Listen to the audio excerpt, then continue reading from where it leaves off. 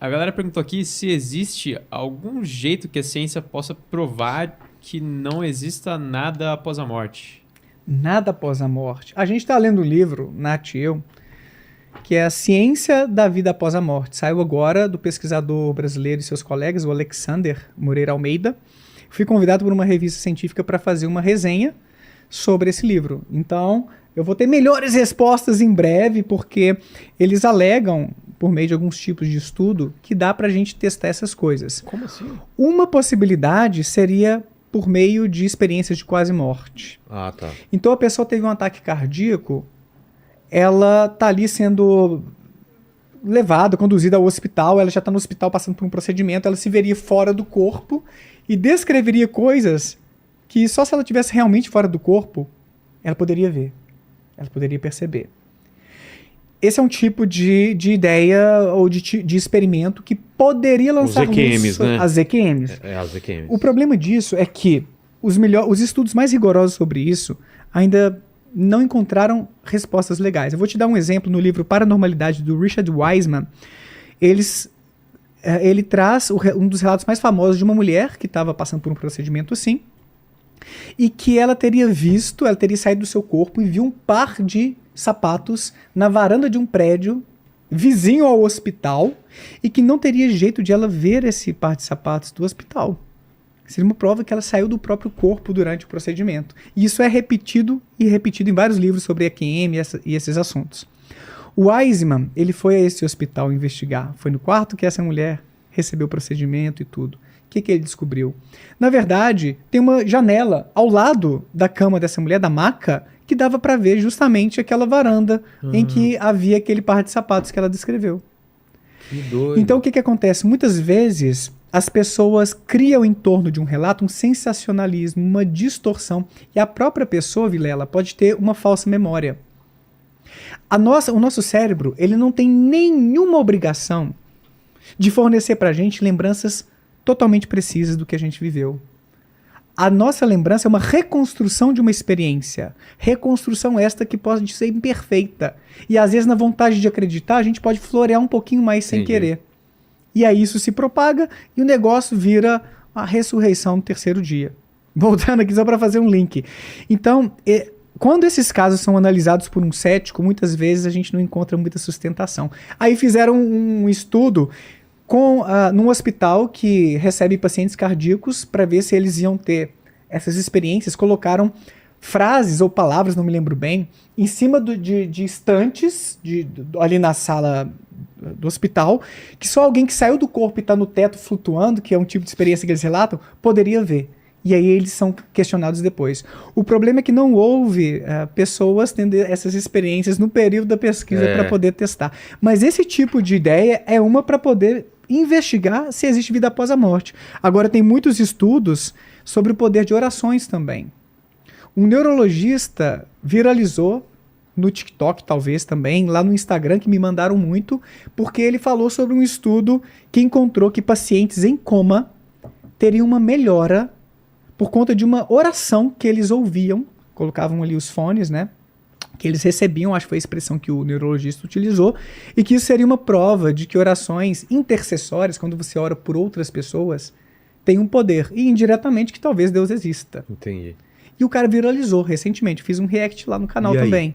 Eu fui atrás dos estudos, não encontrei o estudo que ele falou de milhares de pessoas, de pacientes, até achei meio esquisito, milhares de pacientes em coma? Quanto tempo durou esse estudo? Você tem uma amostra de milhares de pacientes em coma.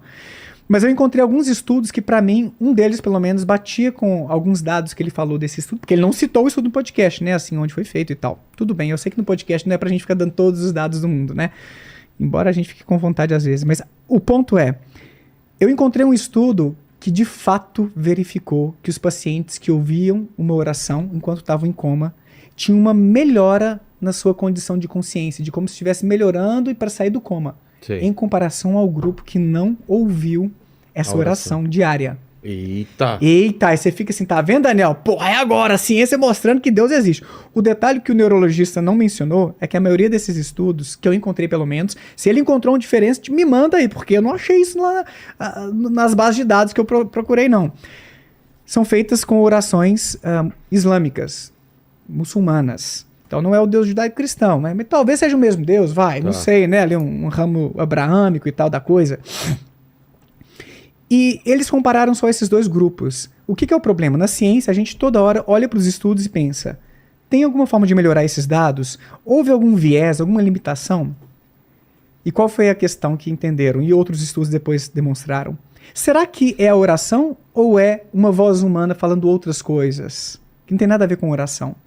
Fizeram um estudo comparando voz humana com oração, voz humana com outras coisas. Num desses estudos, era um enfermeiro ou uma enfermeira, não me lembro, falando assim, Rogério Vilela, você está no hospital X, sofreu um acidente recentemente e está em coma, mas nós estamos cuidando para você sair dessa situação o mais rápido possível. Seus familiares estão te visitando. Tudo vai ficar bem em breve. Aguenta firme. Uma coisa por aí, uma gravação. É a mesma coisa. Sei. 2 vezes por dia, durante, não sei se 14, 15 minutos, com repetição, durante 2, 3 semanas. Encontraram a mesma coisa. Entendi. Uma resposta de melhora, eles ouvindo a voz humana. Não precisa ser uma oração.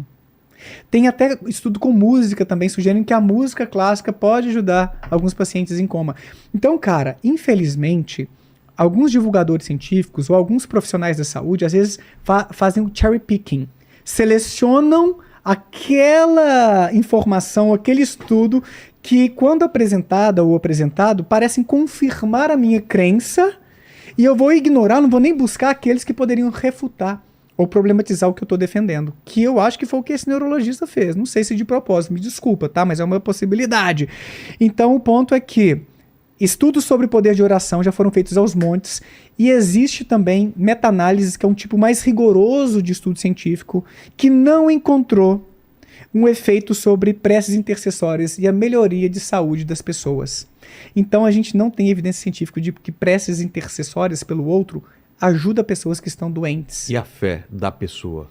Se é um problema mais psicológico, parece que pode ter um impacto, mas um impacto não tão grande assim. Entendi.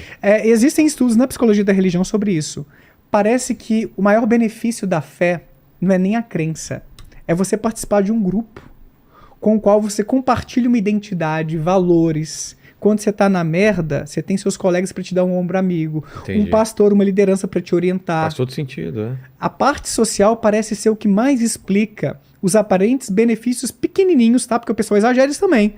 Ah, tá vendo? Tem esse estudo mostrando que quem é mais religioso se deprime um pouquinho menos. É muito pouquinho, é tipo 1%. No sentido de 99% do que tá por trás do nosso humor, do quanto a gente tá bem na vida É ou o mais... mesmo 1% que falta, que você tem que Deus que existe, hein? Que Deus existe... É um 1% importante na tua vida aí, hein? Pô, se acontecer...